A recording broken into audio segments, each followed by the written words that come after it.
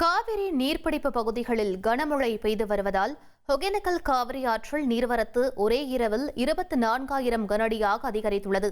அந்த காட்சிகளை தற்போது பார்க்கலாம்.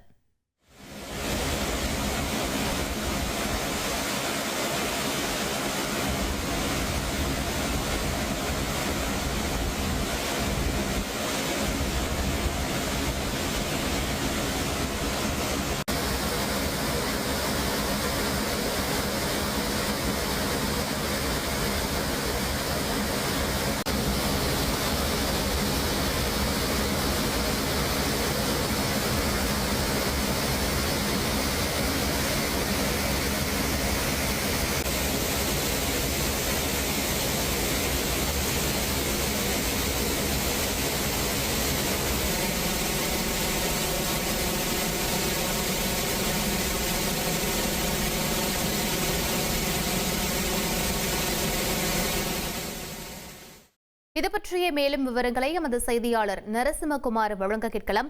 நரசிம்மகுமார், தற்போது ஆற்றின் நீர்மட்டம் எத்தனை கனஅடியாக இருக்கிறது? மேலும் கரையோர பகுதி மக்களுக்கு வெள்ள அபாய எச்சரிக்கை விடுக்கப்பட்டிருக்கிறதா?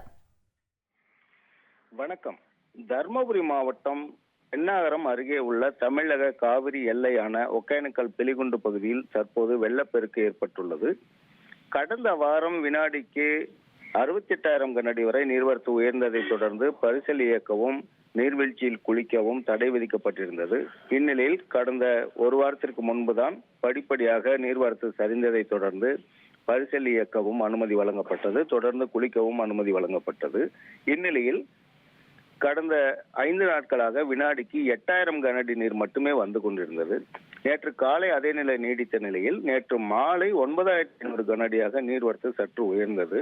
அதாவது தமிழக காவிரி எல்லையான பிலிகுண்டு பகுதிக்கு அதன் சுற்றுவட்டார பகுதிகளான காவிரி நீர்பிடிப்பு பகுதிகளான அஞ்செட்டி, கேரட்டி, நாட்ராபாளையம், ஒகேனக்கல் வனப்பகுதி உள்ளிட்ட பகுதிகளில் கடந்த சில நாட்களாக விட்டு கனமழை பெய்து வருவதன் தொடர்ந்து இந்த நீர்வரத்து உயரத் தொடங்கியது. நேற்று நள்ளிரவு வரை 9,500 கனஅடியாக தொடர்ந்த நிலையில் இன்று அதிகாலை நீர்வரத்து பல மடங்கு உயர்ந்து தற்போது வினாடிக்கு 24,000 கனஅடி நீர் தற்போது வந்து கொண்டுள்ளது. நீர்வரத்து 20,000 கனஅடி தாண்டி வரும் பொழுது பரிசல் இயக்கவும் சுற்றுலா பயணிகளுக்கும் தடை விதிக்கப்பட வாய்ப்பு உள்ளது. இதுவரை மாவட்ட ஆட்சியர் அது குறித்து அறிவிப்பு வெளியிடப்படவில்லை.